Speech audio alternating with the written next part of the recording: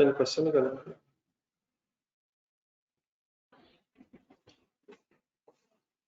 Question दिए थे homework के लिए ये बड़ा ऑनलाइन सोर्स होगा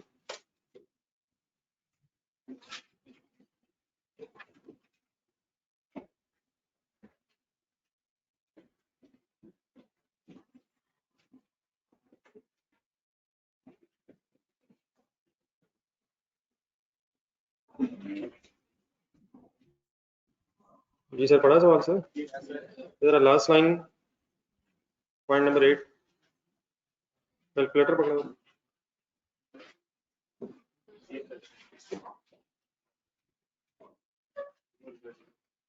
इंटरम डिविडेंड डिक्लेयर्ड की अमाउंट बता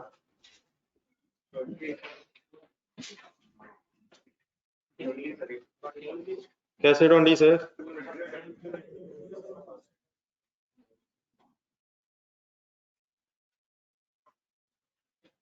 तो 100 into 10%.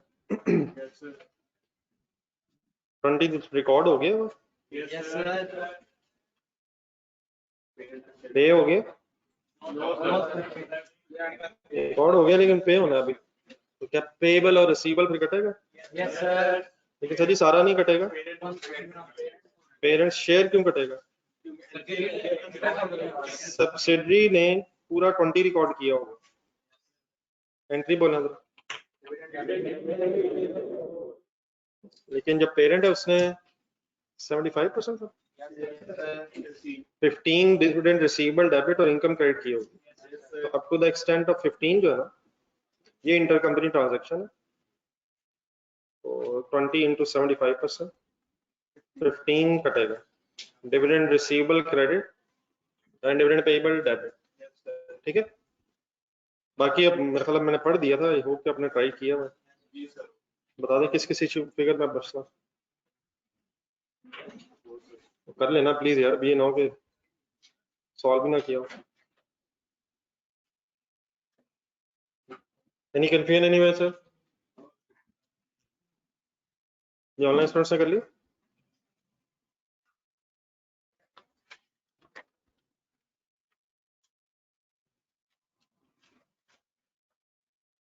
चलो एक दो पेजेस आगे जाए एक प्रेजेंट और फ्यूचर लिमिटेड होना है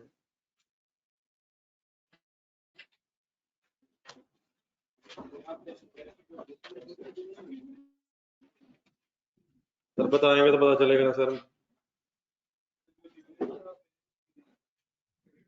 जी जी सर जी आने देना गुस्सा सर सब्सिडी ने 20 रिकॉर्ड किया होगा 15 कट गया 5 सब्सिडी में ऑलरेडी आ रहा होगा ना करें ना सर सब्सिडी ने कितना डिविडेंड रिकॉर्ड किया है 100% पेरेंट ने कितना रिकॉर्ड करना कितना कटेगा कितना ऑटोमेटिकली क्यों बच जाएगा आपके जहन में जो आ रहा है वो तब होता है जब हम एंट्री करते हैं हम फिर एंट्री कितनी करते हैं एनसी का हिस्सा ही रिकॉर्ड करते हैं बस वही नजर आता है तो यहाँ टोटल एंट्री हो चुकी है कितना कट जाएगा पेरेंट शेयर बाकी फिर बच जाए अगर हमने एंट्री करनी होती तो हम पेरेंट शेयर रिकॉर्ड ही ना करते और बस कितना करते जितना एनसी का शेयर चले सर जी इस तरह रजिस्टर जरा साथ खोलना इसको जरा कोशिश करते हैं कि सॉल्व भी हो जाएगा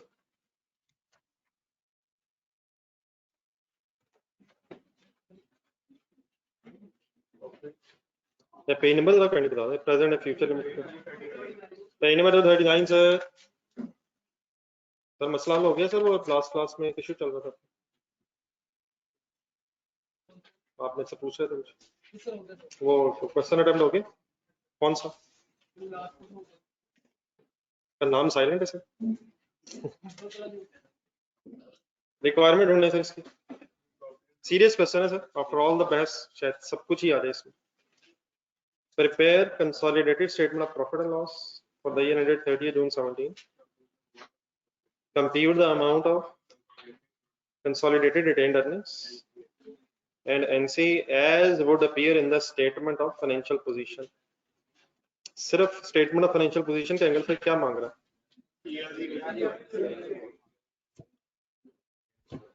मेरी हमेशा सजेशन रहेगी दोबारा पढ़ें जरा पॉइंट बी अगर स्टेटमेंट ऑफ प्रॉफिट लॉस बना रहे हैं तो B point changes in equity के एंगल से जहन में लाना चाहिए। अगर तो बैलेंस शीट बना रहे हैं फिर तो ऑटोमेटिकली फिगर आ जाएगी बी वाली। सोचा जरा, तो ये पूरी figure as it is solve ही हो जाएगी ना, क्लोजिंग बैलेंस आ जाएगा। प्रॉफिट एंड लॉस अगर बना रहे हैं तो बी जरा दोबारा पढ़े। अगर फिर हम ओपनिंग ढूंढ लेंगे सीआरई और एनसीई के, तो प्रॉफिट कहाँ से मिल जाएगा?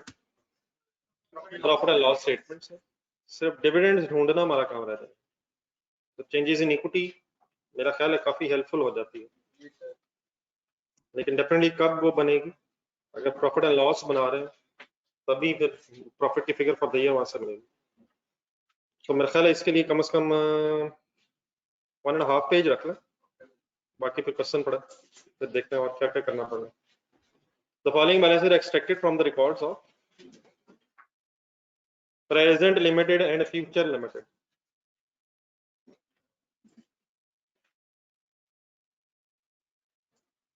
As for the year ended, for the year ended 30th June 2017, sale क्या बनाना है सर? प्रॉफिट लॉस स्टेटमेंट है ना रखनी है। Sale, cost of sale, selling admin expenses, investment income, gain on disposal of fixed assets. यहाँ net से मुराद क्या हो सकती है? सोच के जरा।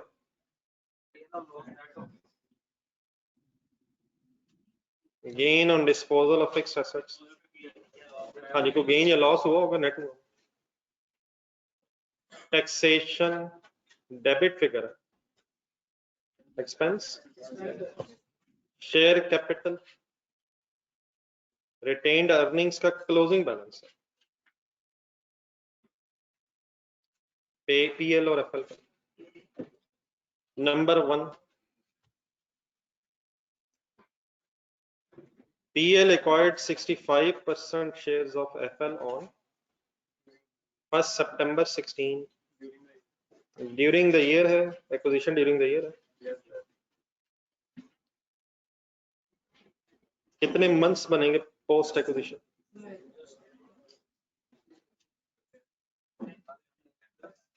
कहां से कहां तक सर? सितंबर से अक्टूबर तक 10 months बन जाएंगे। वेलकम सर, पेज नंबर बताइएगा। 239। ना करें सर जी, काम बहुत सीरियस है, आप लोग प्लीज सीरियस कब होंगे? PL acquired how much percent sir? Against the following consideration sir. Cash payment of rupees 900 million. Issuance of shares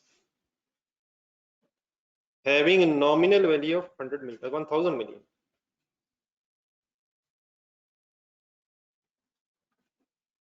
$900 million क्या दिए? कैश दिए, और 1000 मिलियन नॉमिनल वैल्यू वाले शेयर दिए। नॉमिनल वैल्यू पे दिए या नॉमिनल वैल्यू वाले दिए? इस अन्य से भी हो सकता है ना, show shares at nominal value, तो फर्क पड़ता है। लेकिन यहाँ ट्रांसलेशन क्या बनेगा? क्वेश्चन नंबर 4 जरा ढूंढना है गोल्डन लिमिटेड में।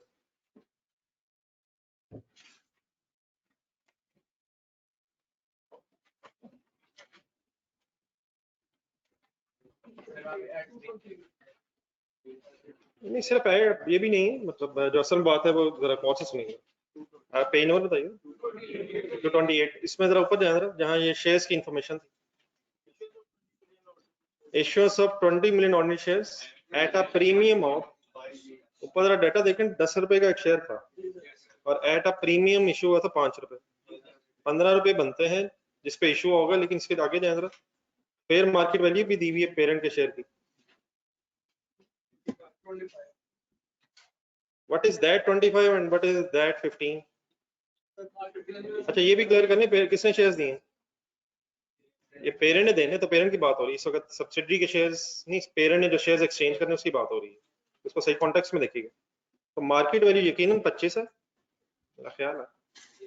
और शेयर इशू है at a premium of 5 which means 15 rupees पे इशू है, तो डेफिनेटली नेगोशिएशन में हो सकता है कि फुल मार्केट प्राइस पे नेगोशिएट ना हुआ हो। तो क्या लेंगे शेयर प्राइस, 15 या 25? बताया हुआ है 15 लेंगे। जो क्वेश्चन हमने लास्ट क्लास में किया वो जरा ढूंढिएगा, पेज नंबर 236 में भी शेयर इश्यूएंस थी या नहीं? 10 million ordinary shares at, इसमें मार्केट प्राइस दी हुई कहीं शेयर की तरह ढूंढने जरा, पेरेंट के शेयर की, पेरेंट के शेयर की नहीं है। तो यहाँ फिर क्या अज्यूम हो सकता है, वैसे तो 24 पे इशू हुआ हुआ है, नहीं वो तो ठीक है, 10 रुपीज नॉमिनल वैल्यू पता है, 14 रुपए प्रीमियम पे इशू हुआ, तो यहाँ उसने बताया हुआ कि 14 रुपए पे इशू हुआ, और शायद बाय डिफॉल्ट ये अज्यूम किया जा सकता है कि तो फेयर वैल्यू होगी उसी पे इशू किया होगा, लेकिन वो अभी मैंने गोल्डन दिखाया, इट कैन बी डिफरेंट। लेकिन अब आ रहे जरा ये प्रेजेंट एंड फ्यूचर लिमिटेड पे, यहाँ वो वर्ड्स क्या क्या यूज करता है, हैविंग अ नॉमिनल वैल्यू 1000। अब 1000 मिलियन नॉमिनल वैल्यू तो है, क्या नॉमिनल वैल्यू पे इशू की है? कर सकता है, अगर करता तो एट नॉमिनल वैल्यू हम मान लेते हैं, लेकिन जरा नेक्स्ट पैराग्राफ बीच में जरा शामिल करने तो इकट्ठा करके फैसला करते हैं। The fair value of each share of PL FL on acquisition date was 16 and 13 respectively. एक लाइन और बीच में है, retained earnings of PL and FL on acquisition date were 1671 million and 506.5 million। ये किस डेट की रिटेन अर्निंग है? ये भी वर्ड क्लियर रखने, 1 सितंबर की है, ये ब्रॉड डाउन नहीं है। ब्रॉड डाउन डिफरेंट क्यों होगा, क्योंकि ब्रॉड डाउन किस डेट का होगा, 1 जुलाई 16। हाँ जी, आफ्टर 2 मंथ्स। लेकिन अब आ जाए ये वापस जरा शेयर इश्यूएंस की तरफ। यकीनन अगर तो वो कहता है एट नॉमिनल वैल्यू या at a premium of something, जिसमें हमने पिछले क्वेश्चन में देखा, ये तो ठीक है, लेकिन यहाँ वर्ड्स है कि नॉमिनल वैल्यू ऑफ 1000 मिलियन के शेयर उसने इशू किए, तो फिर नीचे अंदर fair value of share of parent ढूंढना, तो फिर हम नॉर्मल सिचुएशन में क्या अज्यूम करेंगे कि नॉमिनल वैल्यू पे इशू कर देंगे या मार्केट वैल्यू पे इशू कर देंगे। लेकिन ये भी क्लियर रखना है, मेरा ख्याल है इसी के साथ ही जरा दोनों क्वेश्चंस का रेफरेंस लिखना, जब भी कभी दोबारा इधर आए तो उधर भी जाएं,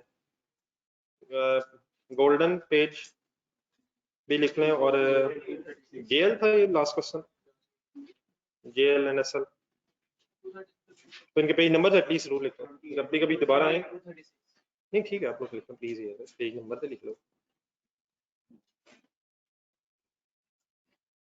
तो कैलकुलेटर उठाए से फिर टोटल परचेज कंसिडरेशन क्या बन गई? नहीं बेटा, सिर्फ 1600 नहीं है, 900 प्लस 1000, अब मिलियन रुपीस दिए मैं, 10 रुपए का एक शेयर ढूंढा, इसे डिवाइड बाय 10 की बहस क्यों आ रही है? पहले शेयर्स बनेंगे, नॉमिनल वैल्यू ऑफ शेयर्स बनेंगे, शेयर्स नॉमिनल वैल्यू से शेयर्स बनेंगे 100 मिलियन शेयर्स, और इनटू 16, ये लिखते हैं वर्किंग साथ 2500 हो जाएगा।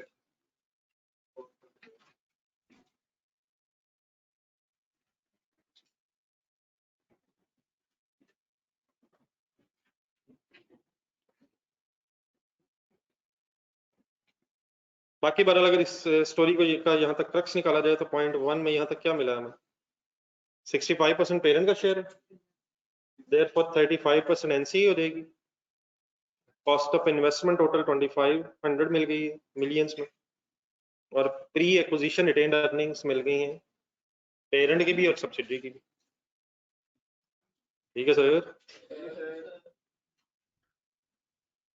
चलो आगे। देन वो एंट्री शुरू हो रही है शायद, वो कम करें इसमें क्या जी, मार्केट वैल्यू निकालिए सर, शेयर्स इशू होंगे तो मार्केट वैल्यू पे होंगे सर, अगर बताया हो कि इतने पे हो गए फिर तो ठीक है, वरना मार्केट वैल्यू पे इशू जी।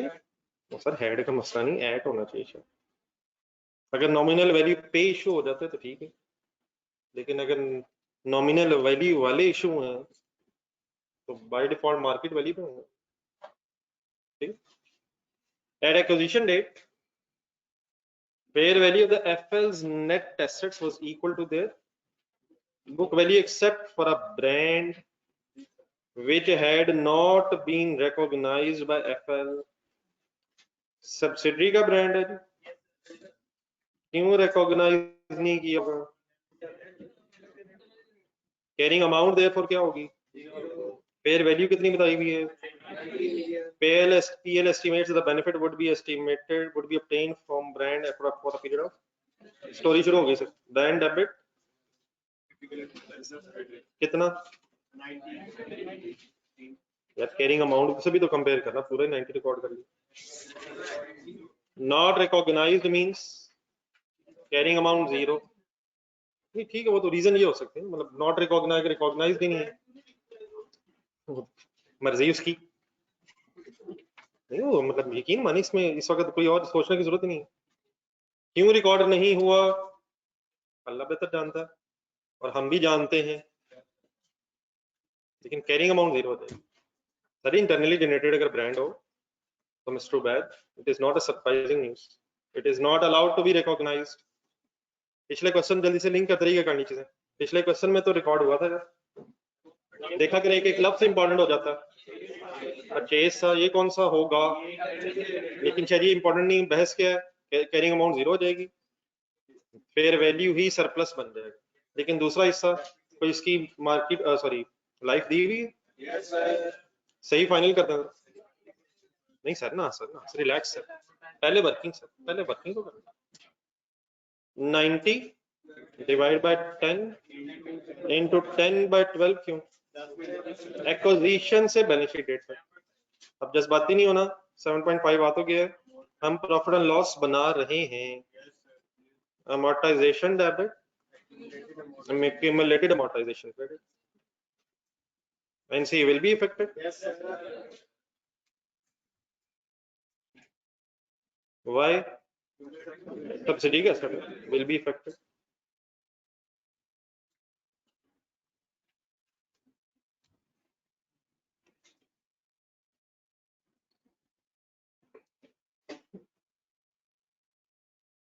और सर ये amortization फिर भी नहीं क्रेडिट होनी।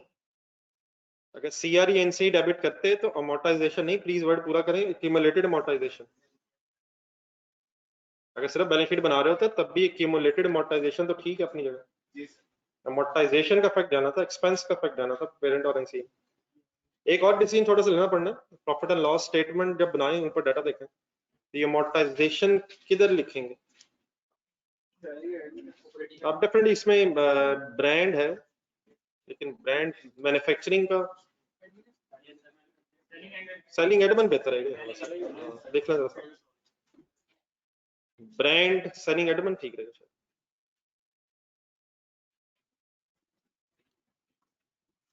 वो क्यों कह रहा हूँ बार बार सही रहेगा, ब्रांड से क्या होगा, हर चीजें बिक रही होंगी sir, brand names.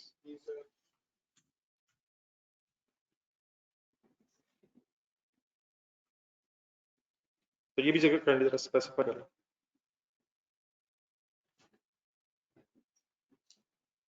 Any confusion?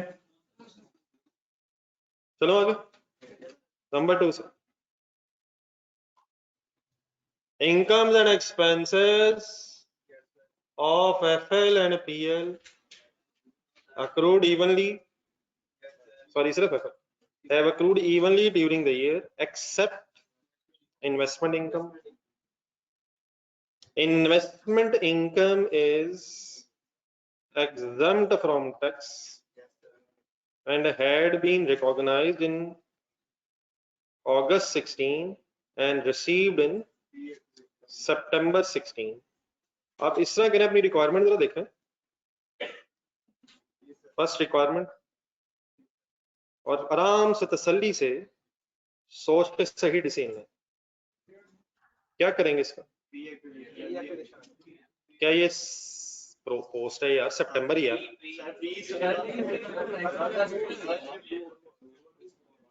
10/8 होने जरा, क्वेश्चन नंबर 10/8।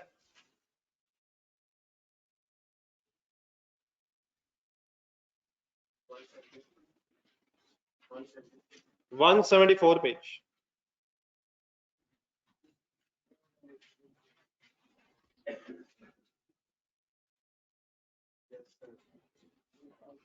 वहां 26 था और पॉइंट नंबर ढिंगोने रखा है।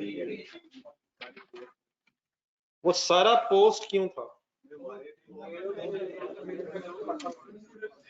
हाँ जी, वहां मेरा ख्याल बहस हुई होगी अक्रूड भी और रिसीव्ड के एंगल से। अक्रूड की वजह से वो पोस्ट है या रिसीव्ड की वजह से पोस्ट? इनकम बना था, पोस्ट एक्विजिशन इनकम था, ठीक है, पोस्ट एक्विजिशन ईयर में रिसीव हो गया, तो वो सारा 100% पोस्ट एक्विजिशन था। देयरफॉर क्या किया होगा हमने, ऊपर क्वेश्चन देख के बताना जरा, वर्किंग करते हुए हमने क्या किया होगा इसका? इसे लिया होगा इसे, ये पोस्ट एक्विजिशन है, इसे लिया होगा और टाइम बेसिस पे प्रोपोर्शनेट नहीं किया होगा, नहीं कट, सारा एज इट इज जमा हो गया होगा, एक ही मतलब है, कट गया होगा। वापस आए इधर, इधर क्या सिचुएशन है? Is it post acquisition? It is pre acquisition because it is earned in August, ठीक है। तो रिसीव्ड अब मैटर नहीं करता, अर्नड की एंडी बोलने दो। रिसीवेबल डेबिट इनकम क्रेडिट पे जब रिसीव होगा तो कैश डेबिट रिसीवेबल क्रेडिट का फिर स्टेटमेंट ऑफ प्रॉफिट लॉस पे कोई इफेक्ट नहीं। बोले तो एंट्रीज बोलने दो।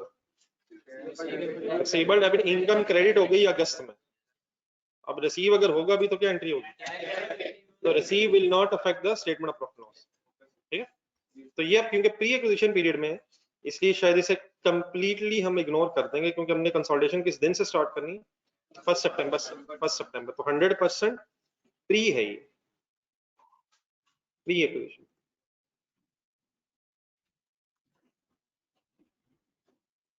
ठीक है सर, एंट्रीज नोट कर रहे हैं आप प्लीज, अपने रजिस्टर पे लिख रहे हैं वो प्लीज, डेढ़ सफा छोड़ के हम लिख रहे हैं नहीं? कम ऑन सर, चले बाद में लिखेगा इस वक्त, चले जो नहीं लिखेंगे वो स्पेस रख लें, जो आगे हैं वो तो लिखना। On 1st January 17, TL sold a manufacturing plant having a carrying amount of 42 million to FL against consideration of 30 million.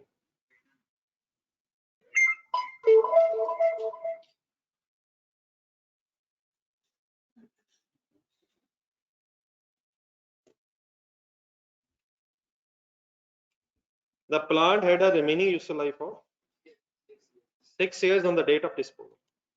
Yes sir, is it intercompany sale purchase of manufacturing plant after acquisition? Yes sir. Parent to subsidy या subsidy parent? चले sir ये बहस भी आज final करते हैं, parent to subsidy शुरू करें जी। बच्चों क्या तरीका होता है, बस मेक द थिंग सिंपल।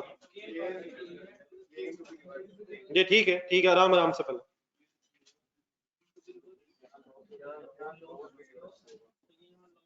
वो गेन है, तो पहला सेंटेंस बन गया loss to be reverse, loss to be reversed, loss है गेन है, देख लिया सबने, कितने वाला कितने का? तो 12 million loss to be reversed के साथ क्या रेफरेंस लिखूं? लॉस हुआ होगा तो डेबिट, रिवर्स का मतलब डबल डेबिट नहीं क्रेडिट, एक दफा क्रेडिट, लॉस रिवर्स करना है ना यार।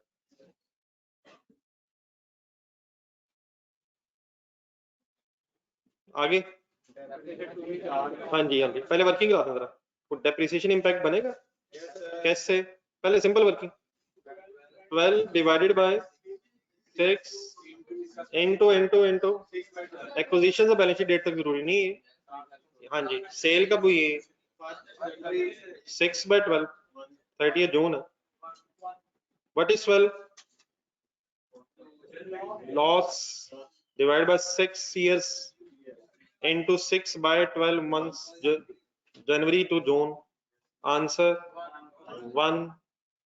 अब 1 डेप्रिसिएशन है, ज्यादा चार्ज हुई होगी, वजह तो डेप्रिसिएशन टू बी चार्ज, ये मीन्स उससे बिल्कुल ऑपोजिट हो जाएगा, ये गेन होगा तो जिस तरह सोच रहे होंगे आप, गेन रिवर्स करके डेप्रिसिएशन रिवर्स करेंगे, ठीक है चलिए डेबिट क्रेडिट ज्यादा बेहतर है। बताएं इसे 1 के साथ क्या लिखें? कम डेप्रिसिएशन की चार्ज हुई होगी, सोच लेंगे, नेट ऑफ कर लें। 11 क्या to be reverse, net loss to be reverse.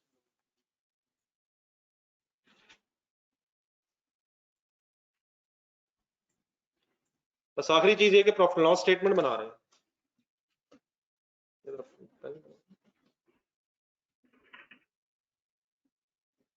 Profit and loss statement बना रहे हैं, तो एंट्री लिखें जरा। ठीक है लिखें, आसान ही है। लॉस पे फोकस रखें बस, मेरा हाल ऑटोमेटिकली एंट्री बन जाएगी।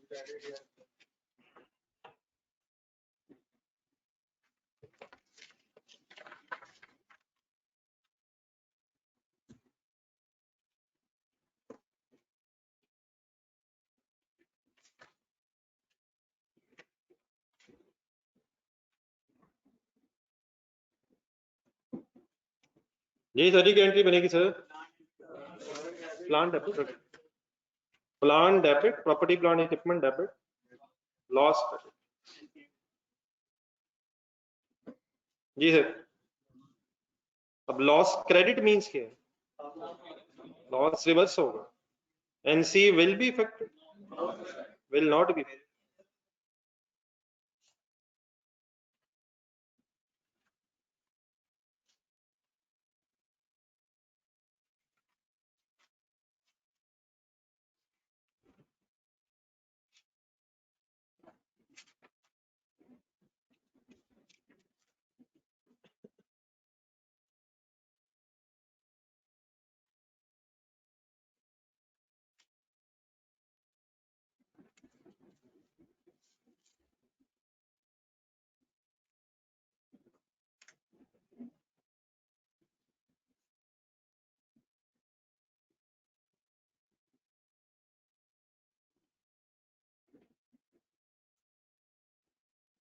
नेक्स्ट पॉइंट पढ़े सर।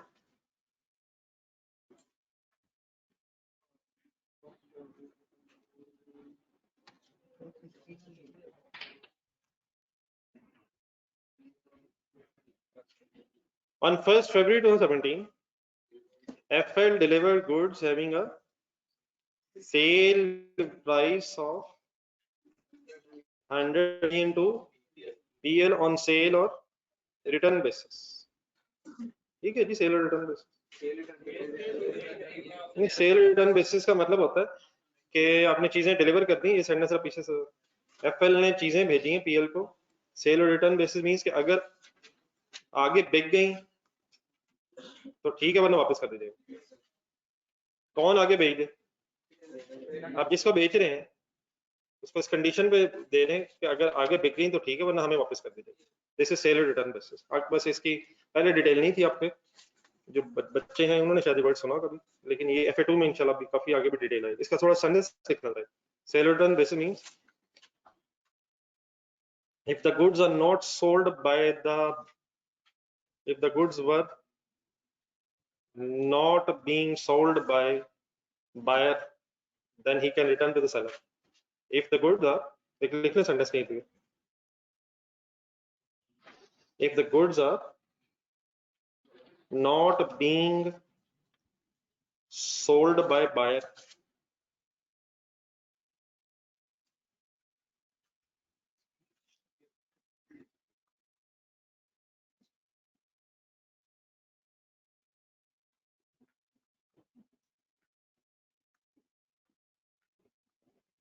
ये बायर बीच में कहां से आ गया? इनिशियली तो किसने बेची है? किसी सेलर ने। सेलर ने बायर को इस कंडीशन पे बेची है कि अगर बायर आगे चीजें ना बेच सका तो बायर ये चीजें किसको वापस कर सकता है? Then he can return the goods to seller. ऐसा से करें, बायर ने इस कंडीशन पे खरीदी है कि अगर बायर आगे ना बेच सका तो वो सेलर को वापस कर देंगे। अब इसका क्या स्टोरी होती है इंशाल्लाह अभी आगे वैसे समझ जाएंगे शायद।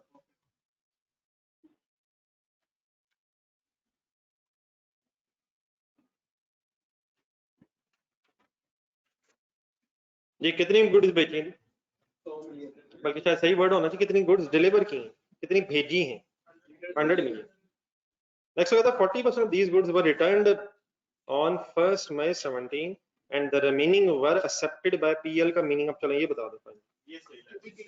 अब सेल कितनी है फिर 60 मिलियन, 40% वापस हो गई हैं, तो कितनी एक्सेप्ट हो गई हैं, कितनी उसने रख ली हैं, तो फाइनली कितनी सेल हुई है 60 मिलियन है। ये लिखा है साथ ब्रैकेट में, फाइनली सेल, मतलब मैं इसलिए कह रहा हूँ कि जब कभी आगे पढ़ के वापस कभी आए तो दोबारा रिवाइज करो। Finally 60% is sold.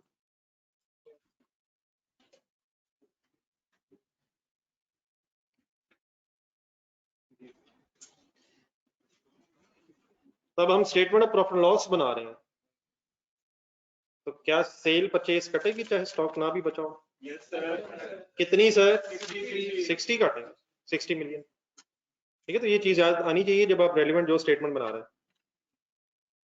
चलो आगे।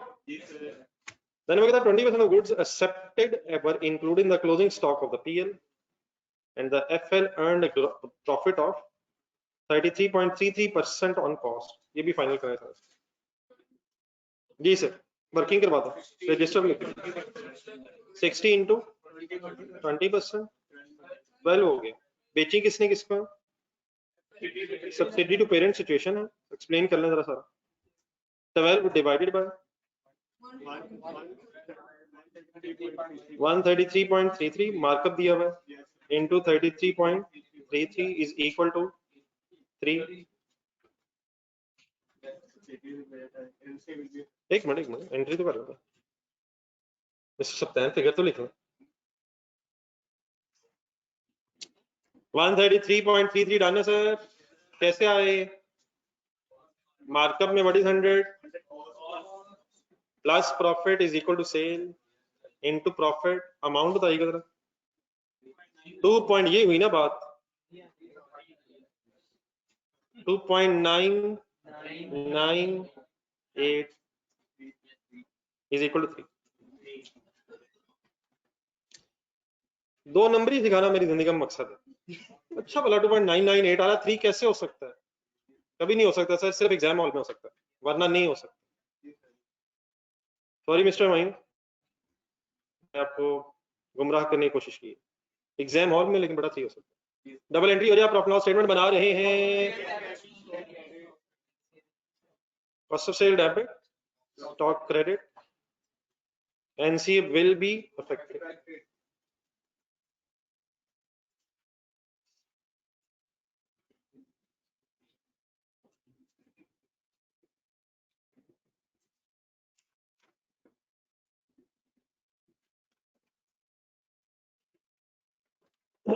जी फाइनली एनी कंफ्यूजन?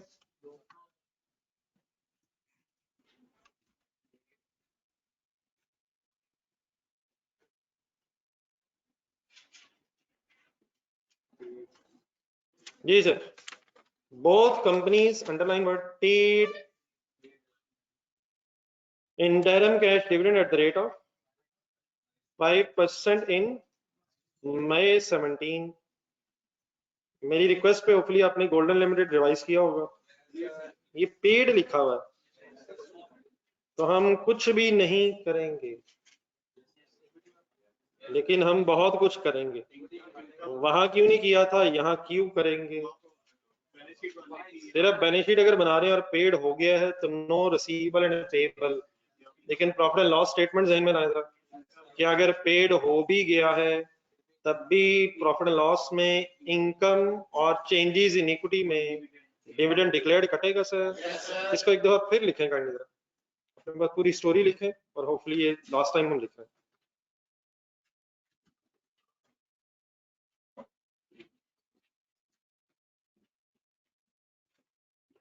ये डिविडेंड रिकॉर्ड हो गया होगा,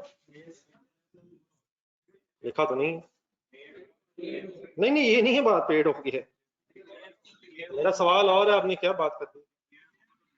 मैंने कहा रिकॉर्ड है, हम हमेशा ज़ूम करेंगे हो गया होगा, चाहे ना भी लिखा हो। जेल निकाल, वो जो पिछला सवाल था उसमें तो लिखा हुआ था, उसमें लिखा हुआ था कि रिकॉर्डेड है, ना भी लिखा हो तो रिकॉर्डेड ही होगा, अनलेस लिखा हो कि रिकॉर्डेड नहीं है, तो रिकॉर्ड तो हो गया होगा। हम जो इफेक्ट्स अपने सामने इसलिए रखने लगे ताकि जरा फाइनल डिसीजन ले सके। अच्छा उसने कहा बोथ कंपनीज मींस पेरेंट भी और वर्किंग करवाते हैं करनी पहले। पेरेंट का डिविडेंड कैसे निकालो? Parent debit dividend credit working करवानी है ना। 3500 into 5%, 175 entry sir. Dividend debit payable credit by 175। Subsidy की वर्किंग करवाना 2600 शेयर कैपिटल इंटू 5%, 130 की एंट्री करवाना, dividend debit payable credit headed. Then इस 130 में से पेरेंट अपना शेयर रिकॉर्ड करेगा कितना? Dividend receivable debit dividend income credit working करिए एंट्रीज बाद में लिखें। 130 into 65%, 84.5। अब ऑब्वियसली मैंने पेबल के एंगल से लिखा, रिसीवेबल के एंगल से लिखा, लेकिन क्या इसके बाद एक काम और भी हो गया है, ये पेड हो गया हुआ dividend payable debit cash credit. लेकिन यहाँ जो मैं कुछ एक्स्ट्रा वर्ड्स बोलूंगा वो फाइनल करने से मिलेंगे। ये जो मैंने एंट्रीज को लिंक किया है लेफ्ट साइड पे, अब इस एंट्री से ऊपर 175 और नीचे वाली 175 से लायबिलिटी तो खत्म हो जाएगी, लेकिन क्या डिविडेंड भी खत्म हो जाएगा? डिविडेंड रिटेन्ड अर्निंग्स में नजर आएगा, कटना नहीं, ये पेरेंट वाला नहीं कटना। डिविडेंड सीआरई ऑफ पेरेंट में नजर आएगा सर। जरा क्वेश्चन नंबर 10 ढूंढने दो जाकर, सिर्फ 10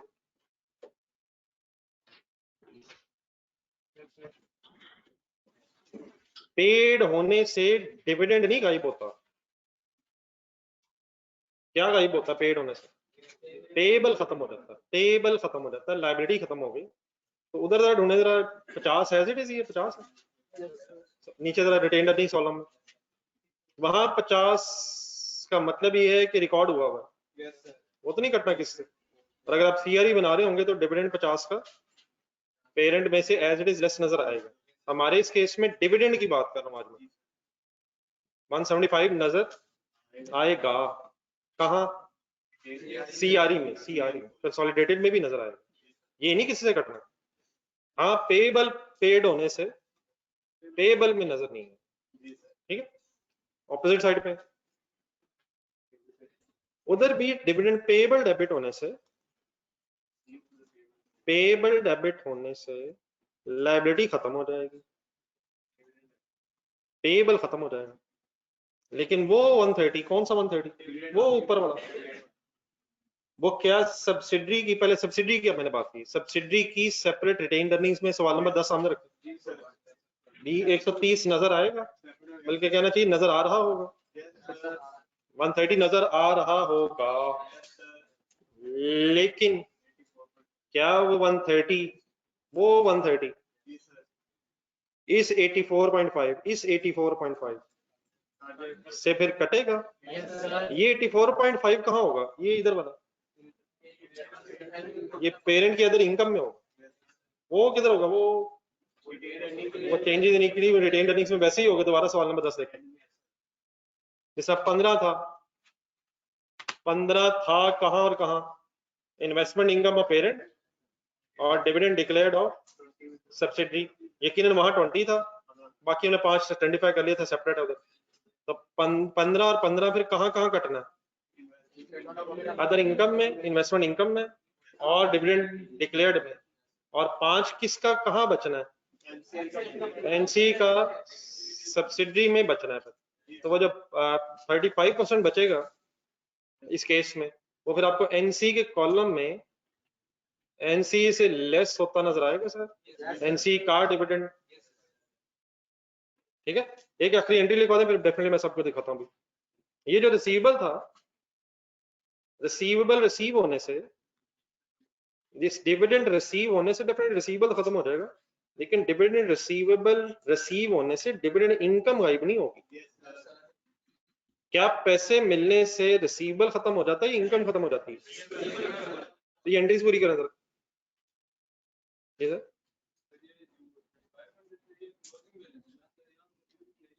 जी सर हो सकते हैं सर, लेकिन अगर इंफॉर्मेशन नहीं है, बताएं कितने शेयर्स इशू में during the year? 100 million shares?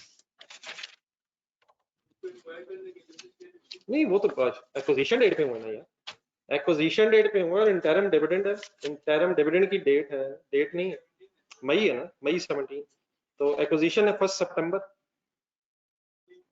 16। नहीं, शेयर कैपिटल का क्लोजिंग बैलेंस आ रहा होगा ऊपर 3500 है, 30 जून के बैलेंसेस है, 30 जून 17 के बैलेंसेस है, क्लोजिंग बैलेंस होंगे, इसमें उसका इफेक्ट होना चाहिए, अनलेस वी हैव इंफॉर्मेशन कि ये ब्रॉट डाउन है। ठीक, 30 जून 17 ऊपर लिखा हुआ। डेफिनेटली आप सही कह रहे हैं कि डिविडेंड क्या, डिविडेंड की जो परसेंटेज है उस शेयर कैपिटल से मल्टीप्लाई होनी चाहिए जो उस वक्त थी जब डिविडेंड दिया गया, तो वो तो एक्विजिशन डेट पे इशू हुए थे, और ये इस वक्त 30 जून और मई 17 है, तो एक्विजिशन के बाद की फिगर्स है, 30 जून की फिगर, अनलेस ये ओपनिंग होता, अगर ये ओपनिंग होता तो जी के इसमें फिर शेयर्स ऐड होते, फिर फर्दर वर्किंग करते। लेकिन हमने उसके साथ हम एक्जिस्टिंग शेयर होल्डर से खरीद के, मेरी सारी बात का यहाँ क्या मतलब हुआ? वो नहीं सर, वो ये बात नहीं भाई कर रहा, भाई ने बड़ी अच्छी खूबसूरत बात की उबैद, इस हद तक भाई ने बिल्कुल जुल्म नहीं किया, इसने भाई ने ये बात नहीं की है, भाई ने ये कहा है कि जो मैं 5% रेट मल्टीप्लाई करी जा रहा हूँ डिविडेंड का, ये डिविडेंड का रेट तो उस शेयर कैपिटल से मल्टीप्लाई होता है जो उस दिन होता है जिस दिन डिविडेंड डिक्लेयर होता है। तो मैंने उन भाई से रिक्वेस्ट ये की है कि शेयर्स इशू हो गए थे फर्स्ट, हाँ पेरेंट में है ये शेयर्स, ये भी क्लियर करें, तो पेरेंट के डिविडेंड की भाई ने बात की है, तो मैंने ये कहा है कि शेयर्स इशू हुए थे 1 सितंबर पे, और डिविडेंड डिक्लेरेशन की डेट है मई 17, तो it is after the declaration of the it is after the share issuance, sorry, dividend is declared after the share issuance, तो इस वक्त हमारे पास शेयर कैपिटल आ रहा होगा, उसमें उन शेयर्स का इफेक्ट भी मौजूद होगा, बस ये बात है। बाकी डेफिनेटली पेरेंट ने ये शेयर्स किसको दिए होंगे? नहीं, सब्सिडरी को नहीं, सब्सिडरी के पुराने शेयर होल्डर्स, ये हमारी एक नॉर्मल अजम्पशन है अभी आपके लिए, अगर ये शेयर इश्यूएंस हुई है तो पेरेंट ने पुराने शेयर होल्डर से शेयर्स लेके उनको अपने शेयर्स कंसिडरेशन के तौर पर दिए, वरना सब्सिडरी में रेसिप्रोकल इन्वेस्टमेंट बन जाएगी। ठीक, ये मेरी सारी जो बहस का, जो इतनी सारी बहस हुई है, इस बहस से मैं सिर्फ ये 3 फिगर्स आपके सामने रखना चाहता हूँ इस सिचुएशन में, इनको मैंने सर्कल लगाया, तो आप लोग कंप्लीट कर लें, फाइनली बस ये 3 फिगर्स का मसला।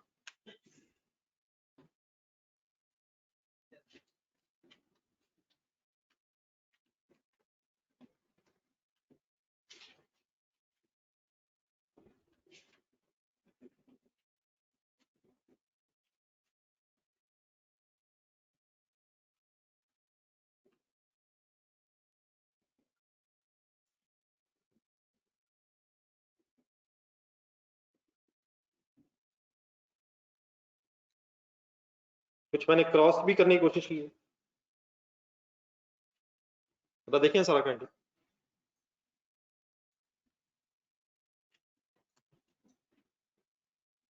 पेबल पे होने से खत्म, दोनों तरफ, पेड रिसीवेबल रिसीव होने से खत्म, तो 3 फिगर्स रह गई हैं जिनका अब हमने डिसीजन लेना है प्रॉफिट एंड लॉस स्टेटमेंट बनाते हुए और statement of changes in equity बनाते हुए।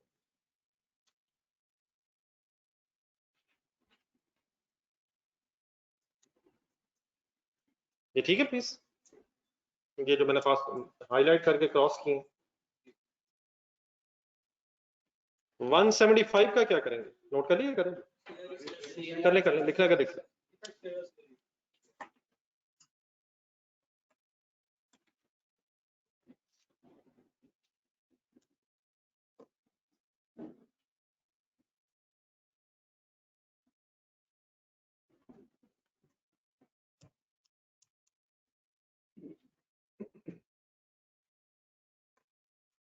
175 का क्या करेंगे? जो डेबिट सर्कल लगा हुआ कंसोलिडेटेड रिटेन्ड अर्निंग्स के कॉलम में से लेस करेंगे, बी रिक्वायरमेंट में, ए में, बी में, बी में 130 का क्या करेंगे? हाँ जी 130 का एज इट इज कुछ नहीं करेंगे, 130 और 184.5 कटेगा, सॉरी 84.5, तो 84.5 तो जीरो हो जाएगा, अदर इनकम में से खत्म हो जाएगा, माइनस हो जाएगा। उधर जब जाएंगे तो 130 में से 84.5 तो गायब हो जाएगा, और कौन सा बचेगा? फिगर सॉल्व करें तो 45.5 बचेगा। इसका क्या करेंगे फिर? ये एनसी से रिलेटेड होगा, फिर एनसी के कॉलम में से डन है सर? चलिए जल्दी से वाइंड अप कर लें, कुछ सामने आ जाना चाहिए। नोट कर लिए? नोट कर लिए सर? कह रहे हैं कर लिए, लिख रहे हैं। Last sentence sir, sorry 2 sentence. Impairment test carried out at the year end had indicated the goodwill of the FL has been impaired by 10%. क्या गुडविल की वर्किंग करनी पड़नी है सर? लेकिन 0.7 साथ मिला लें। क्या फुल गुडविल मेथड है सर? अरे गुडविल की वर्किंग करवा लो। गुडविल की वर्किंग क्यों करनी पड़ेगी? हमने प्रॉफिट एंड लॉस में कौन सी गुडविल लिखनी है? इम्पेयरमेंट लॉस की एंट्री याद है? 0.7 साथ लाए ज़हन में। क्या NC will be affected? Will be affected sir. अब जहां पे है वर्किंग्स में करें सारा काम। एनालिसिस ऑफ इक्विटी एफएस जी नहीं, ये सिर्फ आपके अपने लिए, ये मतलब मेरा नहीं ख्याल, सॉरी नहीं, मतलब कोई एंट्री नहीं, अगर काटने की एंट्री होगी। Dividend income debit 84.5, dividend declared credit 84.5, ये हमारी कंसोलिडेटेड एंट्री होगी, और ऑटोमेटिकली बाकी 45.5 बचेगा। ये हम एंट्रीज नहीं कर रहे, प्लीज ये क्लियर रखिएगा। These entries should have been recorded in the separate financial statements. हमने सिर्फ अपने सामने लिख ली हैं, 175 रिकॉर्ड हो गया होगा, सोच लें तसल्ली से, हो गया होगा, लेकिन हम प्रेजेंट करेंगे। क्या सिमिलरली 130 भी रिकॉर्ड हो गया हो? हम प्रेजेंट करेंगे इंशाल्लाह करते हैं। जी सर हिम्मत कर देना। Parent has 65% shares, therefore NC has 25% shares. Right?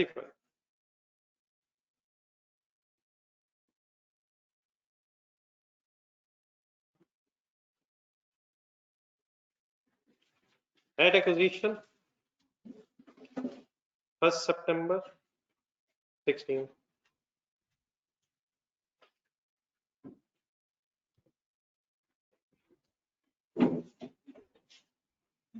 अल्लाह करे ये पढ़ाई का फाइनल डिसीजन हो। अच्छा लगा, इंशाल्लाह आपको भी अच्छा लगेगा। जी डियर, एट एक्विजिशन गेम शुरू हो गई, बाजू बंद करना। शेयर कैपिटल से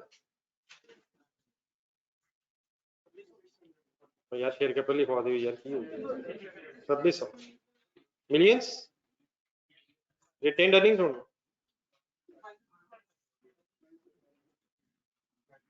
506.5। चीजें ध्यान से पढ़नी पड़ती हैं सर, एक एक चीज। ये किस दिन की रिटेन्ड अर्निंग्स? अगर ये ब्रॉड डाउन होते तो इस साल के प्रॉफिट का 2/12 भी इसमें ऐड होना था। तो ये एक्विजिशन डेट 3106.5। बस करें सर, थक गए होंगे सर। सर अभी तक नहीं थके? 10 मिनट हो गए, सफिशिएंट टाइम बातों के लिए। फेयर वैल्यू एडजस्टमेंट सर,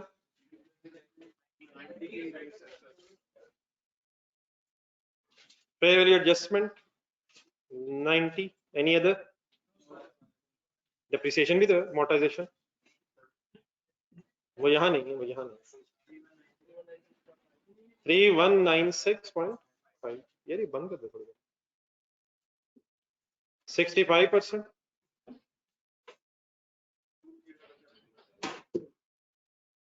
2077 0.5 देख लें जो आ रहा बता दो 20.7 NC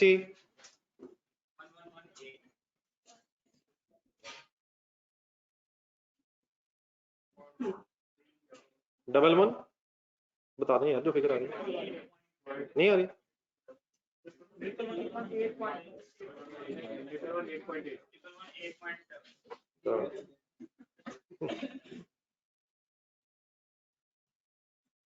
कॉस्ट ऑफ इन्वेस्टमेंट ये बेटा बिल्कुल ठीक है राउंड ऑफ करना कॉस्ट ऑफ इन्वेस्टमेंट एक दफा वर्किंग दोबारा लिखना है यहाँ पर 900 plus 1000 divided by 10 into 16 25 fair value Pence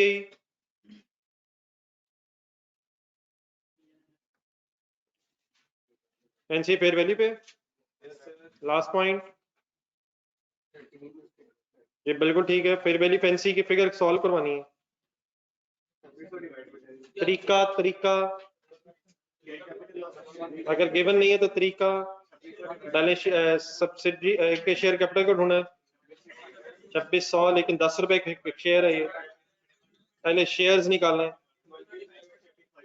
35% से मल्टीप्लाई करें अब क्या ढूंढना है सब्सिडी के एक शेयर की मार्केट वैल्यू एट एक्विजिशन ढूंढनी है यहाँ सब्सिडी के शेयर की मार्केट वैल्यू चाहिए एनसी का हिस्सा किस में होता है into 13 1183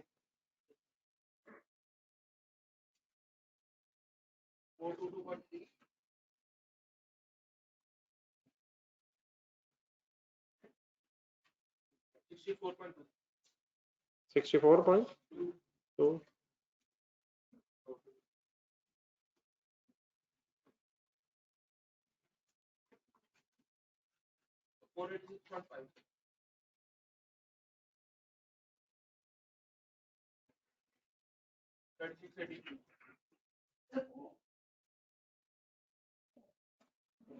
करते हैं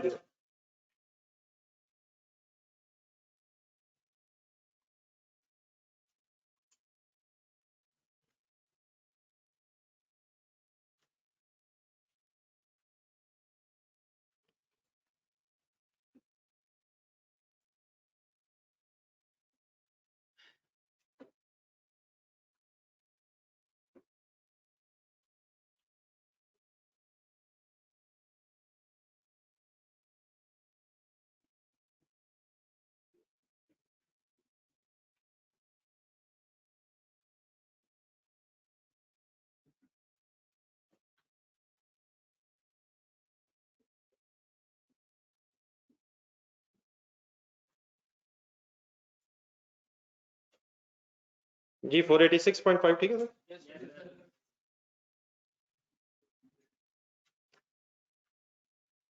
होगी नहीं working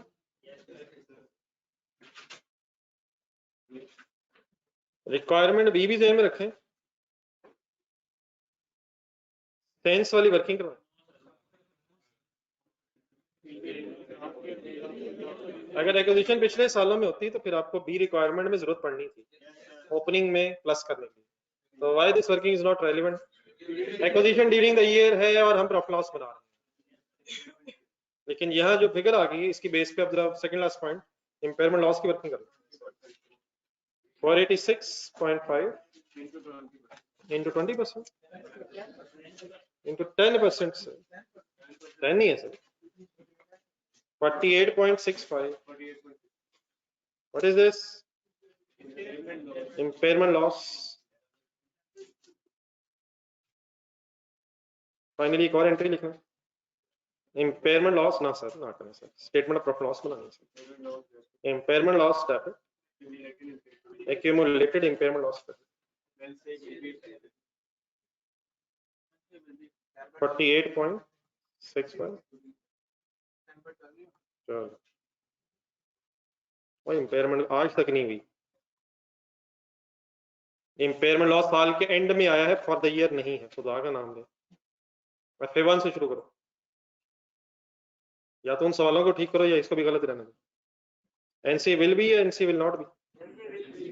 will be effective, why? क्योंकि एनसी की गुडविल भी है, फुल गुडविल में।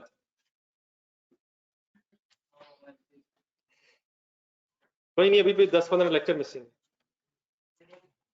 परसों लेट के भी हुआ,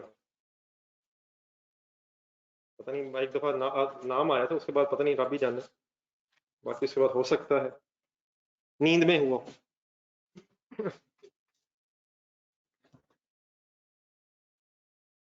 जी ओके सर, क्या रह गया सर? सवाल तो भी सारे ही रह गए। आने फर्स्ट पेज पे,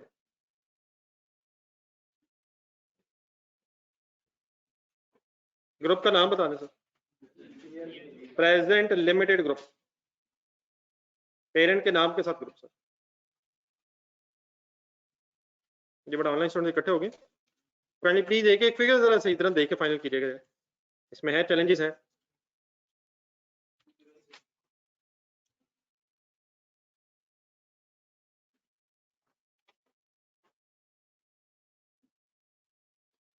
जी sir start. Consolidated statement of profit loss.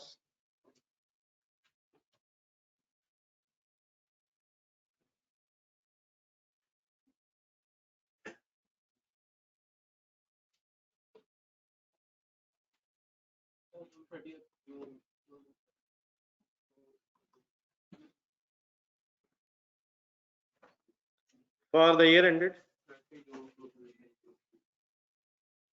30th June 2017, rupees in millions.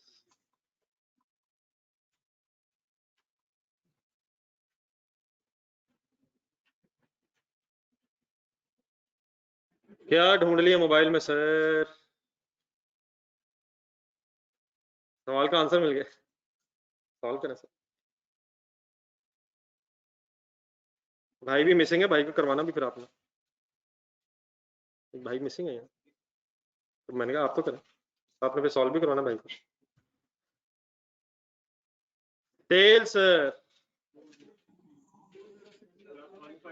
2060 plus 1524 into 10 by 12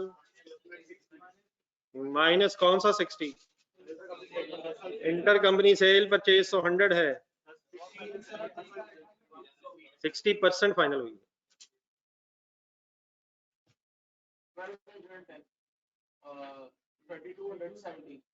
3 to 7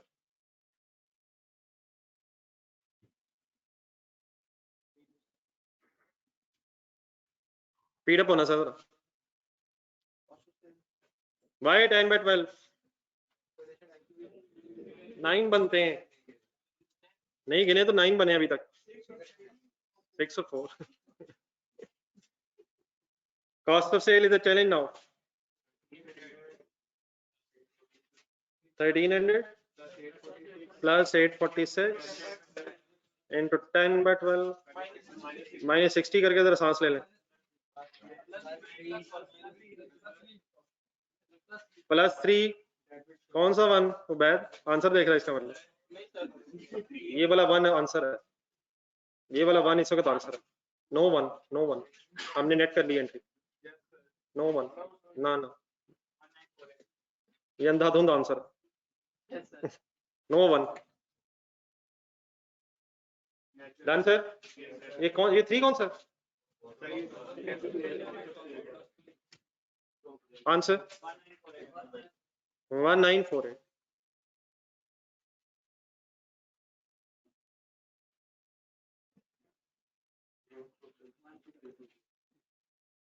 one 3 double 2।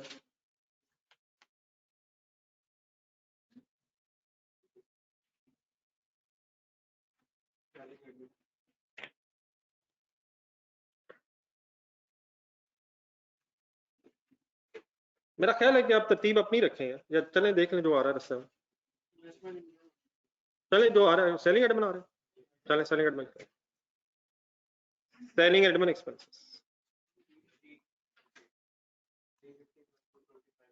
Selling admin expenses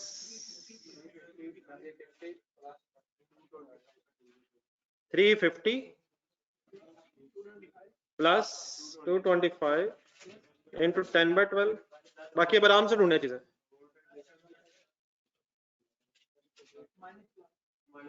-11 जो आप कर रहे हैं, मेरा ख्याल है ज्यादा बेहतर है क्वेश्चन के मुताबिक कि गेन ऑन डिस्पोजल में नेट लिखा हुआ है, तो गेन ऑन डिस्पोजल नेट लिखा हुआ उसमें। बाकी बहरहाल उसमें कोई जरूरी नहीं है, देख लें जहां करवाना। पहले जरा दूसरी मेन चीजें फाइनल कर लें। प्लस 7.5 के अमोर्टाइजेशन, आगे इम्पेयरमेंट लॉस है, एक लॉस रिवर्सल भी तो है यार।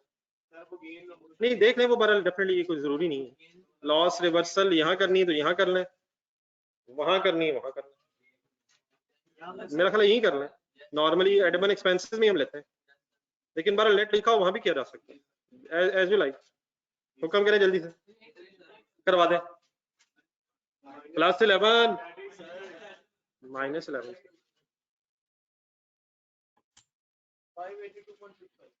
-11 आंसर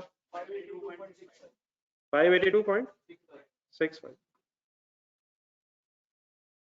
देख ले एक नजर, वाई माइनस लॉस क्रेडिट हो रहा है, इनको ना टिक लगा लिया कि मैंने पहले भी आपसे कहा था फिगर ज्यादा हो जाती हैं, कम से कम ये हाईलाइट ये हो गया ताकि दोबारा उस पर फिर नजर ना पड़े।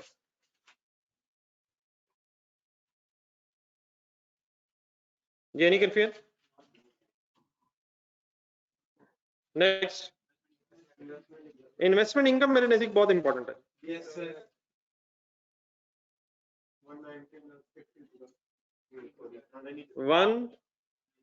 190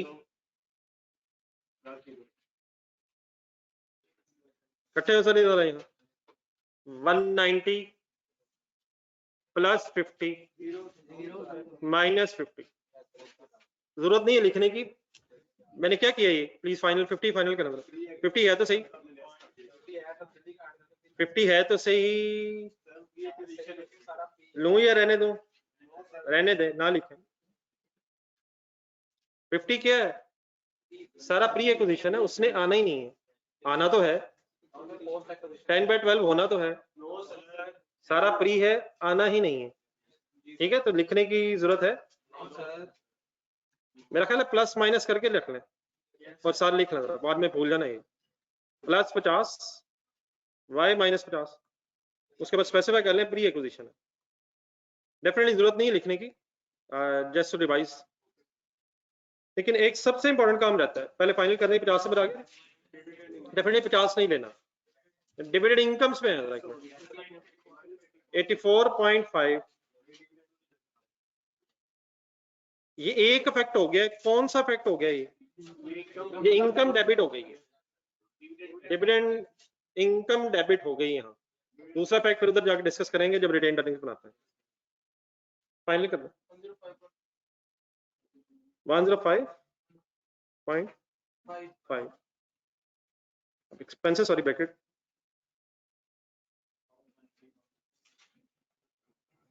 ठीक है जी 105.5। गेन ऑन डिस्पोजल फिर एज इट इज आएगा, अगर आपने 11 उसमें करवा दिए तो gain on disposal 35 as it is ही फिर आएगा। 35 है या ज्यादा, 35 है, और गेन है ये अदर इनकम के तौर पे आएगा। डन है सर? अच्छा, अगर फॉर एग्जांपल लॉस इसमें करवाते तो फिर क्या होना था,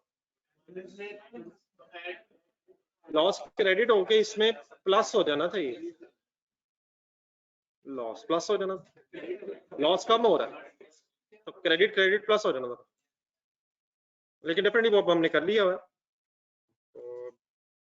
ओके डन है सर? कहाँ आ जाएंगे इंशाल्लाह, ये बड़ा ऑनलाइन स्टूडेंट्स क्लियर है यहाँ तक?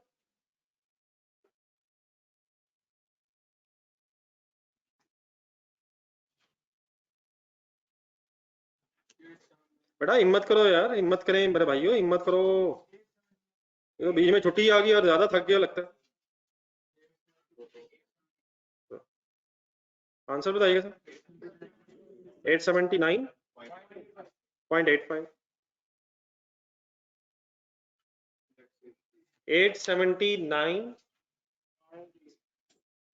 879.85 टैक्सेशन करें।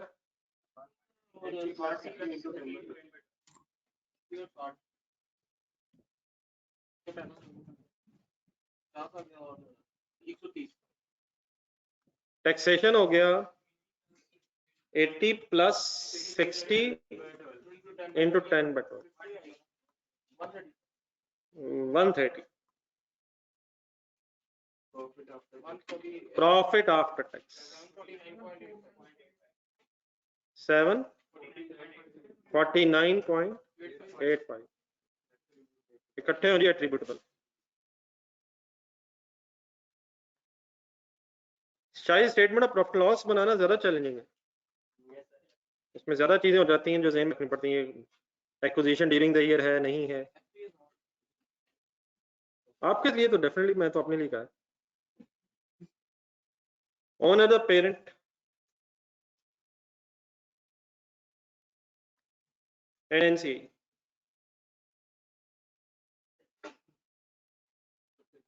आपको सर जी किसी तरह संडे यूटिलाइज करना पड़ना सर। संडे मीन संडे सुबह, वही वक्त है जब लोग रिलैक्स कर रहे होते हैं और सीए के स्टूडेंट्स जो होते हैं अपने मिशन में इन्वॉल्व होते हैं।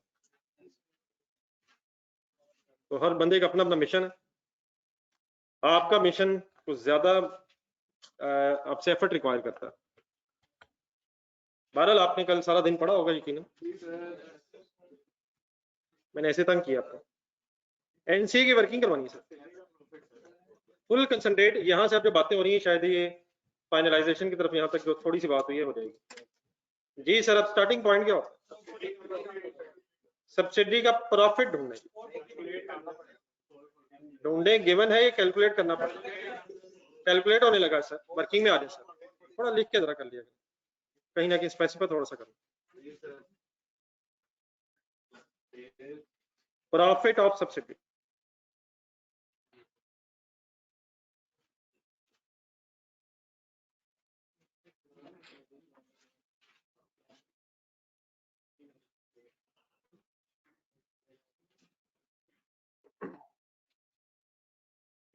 डेफिनेटली पूरी स्टेटमेंट ऐसे बनाने की जरूरत नहीं, समटाइम आप देखेंगे आंसर में बनी होती है, वो जस्ट इसलिए कि शायद सारी फिगर्स आपके सामने आ जाए, वरना शायद सॉल्व किया जा सकता है।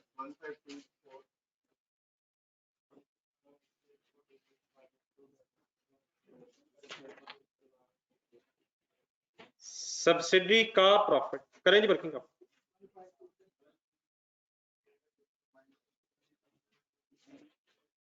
$1524 minus 846 प्लस 50 या चलें माइनस 225 दस्ते में जो आ रहा प्लस 50 माइनस 60 और 43। ये प्लस 50 क्यों हुआ? ये तो पोस्ट है। हाँ जी, सेपरेट अलग बहस है ये, separate profit for the year है ये प्रॉफिट फॉर द ईयर है। फॉर द ईयर 50 है, प्रॉफिट फॉर द ईयर 50 है। 443 डन है सर। इसका क्या है? ये फर्स्ट टाइम नहीं हो रहा, ये पहले भी हो चुका है, कुछ क्वेश्चन में हो चुका है, क्वेश्चन नंबर 23 में हो चुका है।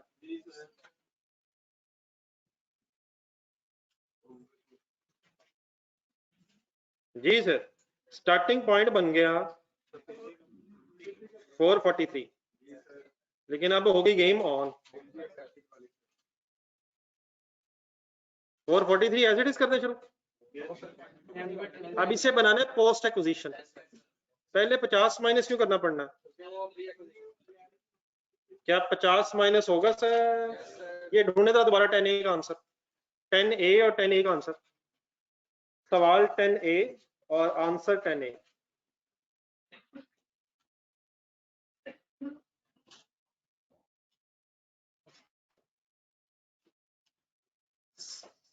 क्वेश्चन 10A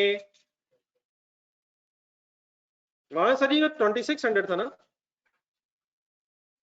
वहां जो 2600 था वो सारा पोस्ट एक्विजिशन था, लेकिन आपने पहले माइनस किया, फिर जो माइनस करके फिगर आई वो इवनली मल्टीप्लाइड बाय 5/12 हो गई शायद, 4/12 सॉरी, लेकिन फिर दोबारा प्लस क्यों किया? क्योंकि वो सारा पोस्ट एक्विजिशन था। अब यहाँ काइंडली रिलेट करके बताएं, उधर देख के इधर रिलेट करके बताएं, इधर क्या करूं? इधर -50 क्यों करूं? ये इवनली नहीं है, पहली बात ये इवनली नहीं है, यहां तक इवनली आ गया तो मल्टीप्लाइड बाय हो गया 10/12, और 50 का दोबारा क्या करूंगा, वहां तो किया था। ये दोनों में कॉमन क्यों है? ये यहाँ भी माइनस हुआ, वहां भी इवनली नहीं है, ना यहाँ इवनली है ना वहां इवनली है, लेकिन वहां पोस्ट एक्विजिशन है, बाद में उसका शेयर आ गया, तो यहाँ 100% फ्री है, देयरफॉर अभी कंप्लीटली इग्नोर हो गया। आजा ना सर, आ जाए यहाँ तक, जाने दे सर, जाने दे गुस्सा सर, अभी एडजस्टमेंट है sir, NC affected, NC will be affected sir, ना करें यार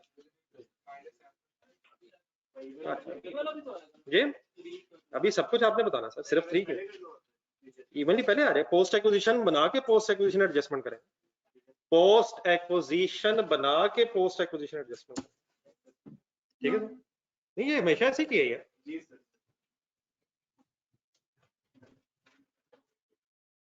ये सर, अगला स्टेप सर, एंट्रीज ढूंढने जहां जहां इनसीन इफेक्ट होना, फिगर्स बोलते रहे, -7.5, वाई माइनस, तो एक्सपेंस प्लस हुआ है पहले, ये प्रॉफिट है, -3 बोलते हैं, इनके नाम बोलते हैं, अमोर्टाइजेशन है, इंटर एनुअलाइज प्रॉफिट की एडजस्टमेंट है, एक और है impairment loss of goodwill, done है सर। इम्पेयरमेंट लॉस का इफेक्ट क्यों आ गया है यार? ये तो इसमें 7.53 और 48.65 ये सारा एनसी के, ये तो सारा एनसी में लेस करवा दिए। अब जब 25% होगा, सॉरी 35% होगा, तो ये सारा का इफेक्ट 35% आ जाएगा। बात यही है,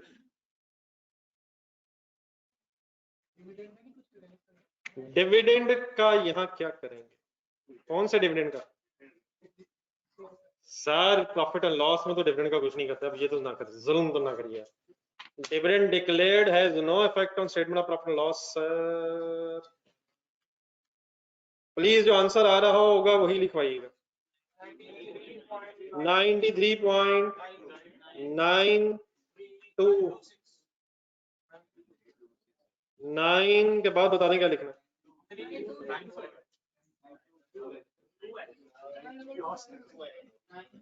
92, ये भी रहने दो, बैलेंसिंग फिगर सॉल्व करें, 655.93,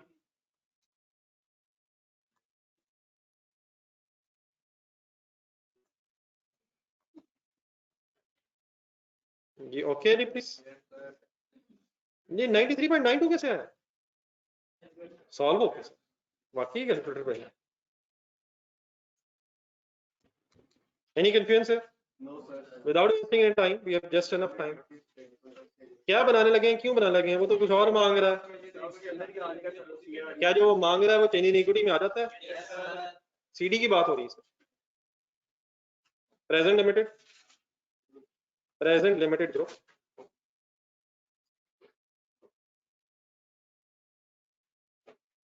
consolidated statement of changes in equity,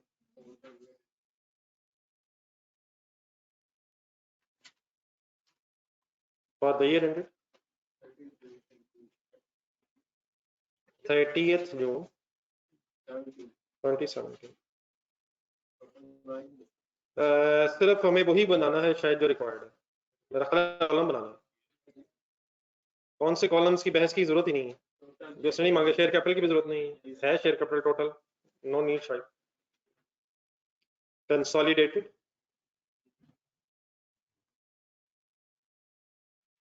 retained earnings,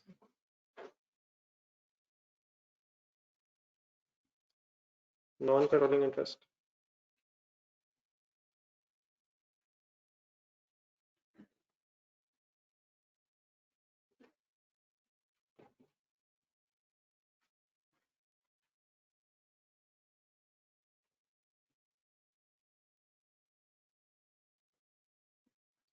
ji sir जी वंस अगेन हम इस तरह करेंगे, इसमें सिर्फ एक ही फिगर ऐसी है, हाँ जी, लेकिन वो किसका है किसका नहीं है, ये काइंडली जरा आप इस तरह करें, क्वेश्चन नंबर 12 ढूंढें उसका आंसर।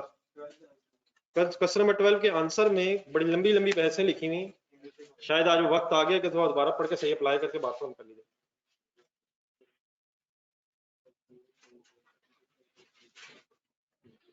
पूरा करवा देंगे तो सबसे बेस्ट है, फिगर सेट 5 है लेकिन शायद टाइम चाहिए। ओपनिंग सीआरई की फिगर आती कैसे, बस एक स्टेप पे रुक जाना, बस नथिंग एल्स। क्या ये changes in equity brought down से शुरू होती है या एक्विजिशन डेट से? तो बैलेंस एज ऑन मत लिखिएगा, इस तरह देखते 1 जुलाई 16। जी बोले जी, पहला सेंटेंस मिल गया आंसर सबको? सर आंसर मिल गया सर, चेंजेस इन इक्विटी के नीचे पहली लाइन पढ़े sir. Opening CRE comprise of number 1 100% brought down parent retained earnings. बस पहले यहां रुके, सवाल देखें, बन जाएगा, लेजर बनाना बन जाएगा, रिलैक्स होके लेके सब कुछ होगा। 100% ब्रॉट डाउन रिटेन्ड अर्निंग्स ढूंढ रहे हैं, 1996 का पूरा नाम बोल रहे हैं, 100% क्लोजिंग पेरेंट रिटेन्ड अर्निंग्स है, तो यही चाहिए हमें। हमें इसे रिवर्स लेके जाना है साल के शुरू तक, ये क्लोजिंग है, ये सीडी है सर, करने लगे सॉरी सर, क्लोजिंग ओपनिंग ही जाना है, यही करने लगे क्या? वाकई क्लोजिंग से ओपनिंग जाना है? इतनी सी बात थी, क्लोजिंग है, हमें ओपनिंग चाहिए, तो लेजर से उतर जा सकता है। अब इसमें रिवर्स जाते जाते क्या क्या होगा, इसमें डिविडेंड भी होगा, डिविडेंड भी डिक्लेयर हुआ हुआ पेरेंट का दोबारा वर्किंग में जाए।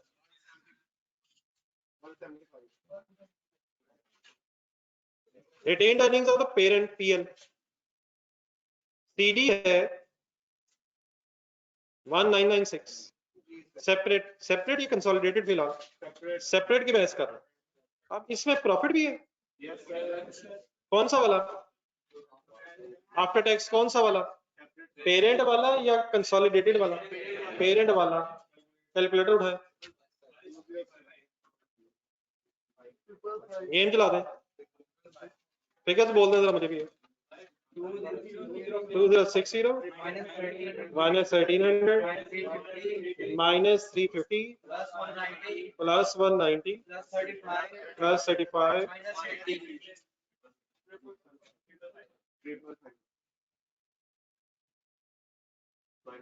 Minus plus 35 minus 80 555। What is 555? हम इसको फाइंड आउट क्या करने जा रहे हैं? पेरेंट का अपना ओपनिंग, सेपरेट फाइनेंशियल स्टेटमेंट का opening, therefore we are interested with the separate profit of the year, separate profit of the parent for the year. जी इस साल का कोई डिविडेंड, ये तो कट जाएगा, ये कटना भी नहीं है और वैसे भी इस वक्त बहस ही नहीं है, ये कटना भी नहीं, ये 175 पेरेंट का अपना है, कैलकुलेटर हाथ में आ गया 1616, तो यकीन प्लस माइनस भी हो सकता है, लेकिन मेरा ledger will be helpful in plus minus as well. 1616 done, पूरा करवा दें, आपके लिए लिखा मैंने, आपने लिख के उठना इंशाल्लाह, कोई इशू नहीं है। तो 1616 क्या है? अगला सेंटेंस पढ़े उधर, plus parent share in the post acquisition profits of the subsidiary up to the beginning of the year. ये फिगर कहाँ होती है? एनालिसिस ऑफ इक्विटी में जाएं, गुडविल से आगे मुझे वर्किंग क्यों नहीं करने दिया आपने? और प्लस एडजस्टमेंट इफ एनी का भी सेंस कब नहीं होगी, अगर acquisition during the year 1616 he final होगी। एनसीए कंप्राइज ऑफ पढ़े, NCA acquisition, NCA acquisition brought down में होगा या फॉर द ईयर में नजर आएगा।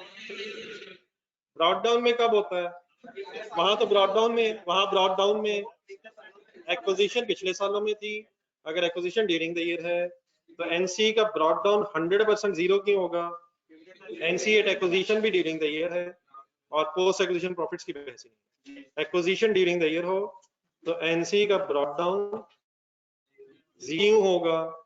Is it the first year of consolidation, पिछला साल जो है मिला 30 जून 17 कंसोलिडेटेड फाइनेंशियल स्टेटमेंट बनी होंगी, उस वक्त सिर्फ पेरेंट ही पेरेंट होगा। एनसीए का तो स्टार्ट ही कब हुआ, 1 सितंबर।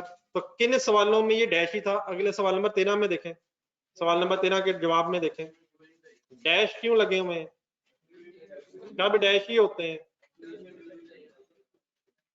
आई होप की बातें रिवीजन की तरफ जा रही हैं। अब एनसीए एक्विजिशन की फिगर ये ढूंढना जरा, NCA acquisition 1 fair value method है, फुल गुडविल मेथड है, ये पार्शियल गुडविल है, क्या लिखवाया मुझे फेयर वैल्यू फैंसी, अगर पार्शियल होता तो फिर वो लिखवा देते जो नजर आ गया अल्हम्दुलिल्लाह, बस वो हो जाता। एनी कंफ्यूजन, प्रॉफिट्स कहां से देख के लिखवाएंगे, देखते हैं अपने आंसर में 655.93 93.92 कहां से आ गई figures. The most challenging and important adjustment is in front of you now, dividend parent के कॉलम में लिखवाएं,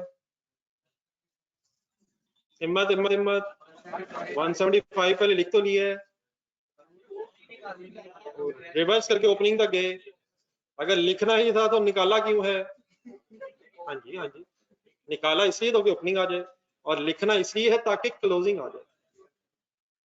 बोल दें काइंडली क्यों निकाला था, ब्रॉड डाउन आ जाए, और लिखना इसलिए कि कैरी डाउन आ जाए, आना तो है लेकिन ब्रॉड डाउन में नहीं कैरी डाउन में आना चाहिए। आ जाए सर, नहीं एक मिनट, एनसी की फिगर देख रहे हैं फाइनल, ये सबसे इंपॉर्टेंट फिगर है सर यहाँ 130 माइनस 84.5, ये बन जाएगी बात सर। तो असल में सब्सिडी का डिविडेंड 130 था, यहाँ 130 था, वहां 84.5 था, एक नजर देखें पहले कहाँ था 184.5, 84.5 कहाँ था और 130 यहाँ था, तो 84.5 वहां कटा और यहाँ 130 पूरा नहीं कट सका, 84.5 कटा और 45.5 डेबिट बचा, एनसी वाला डेबिट बचा। तो this is a complete story of the situation sir. I hope कि आपको कंफ्यूजन नहीं, मैं थोड़ा स्क्रीज कर देता हूँ, मेरा ख्याल शायद नजर आए। अरे इधर राइट साइड पे रिटेन अर्निंग्स वाला है तो बना के ठीक है प्लीज।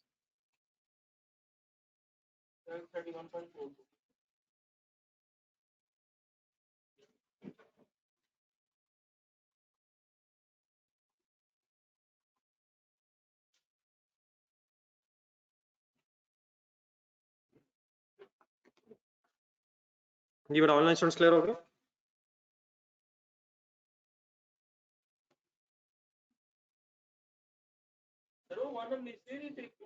नेट हो गया सर, हमने 11 कर दिया, 12 और 1 को अलग-अलग लिखने की बजाय हमने 11 लिख लिया।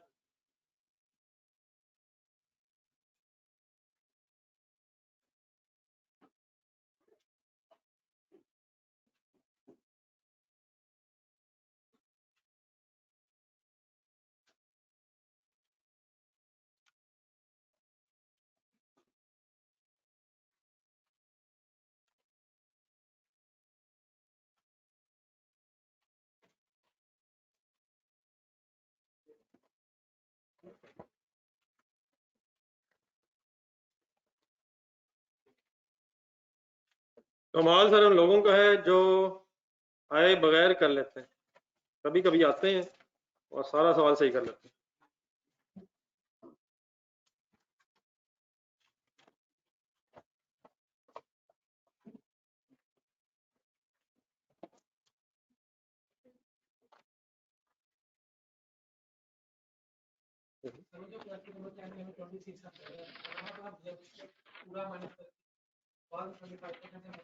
सर वो पोस्ट एक्विजिशन था 2600 नवंबर, अगस्त के बाद नवंबर, यहाँ प्री एक्विजिशन।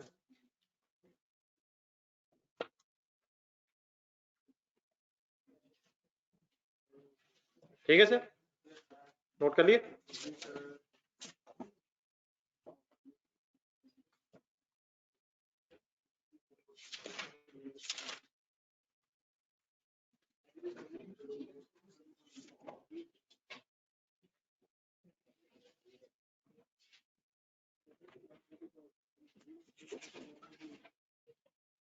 पेज नंबर 222 निकालो। एक क्वेश्चन रखना है मेरे ख्याल है,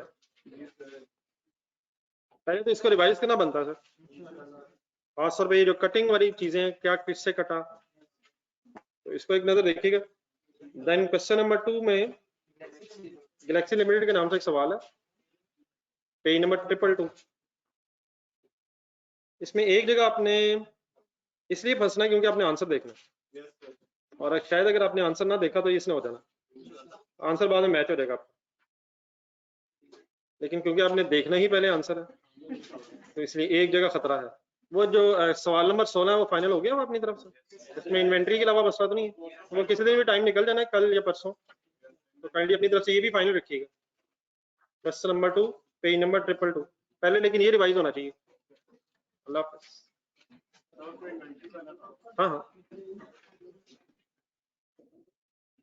वो भी आंसर देखा तो पता चला।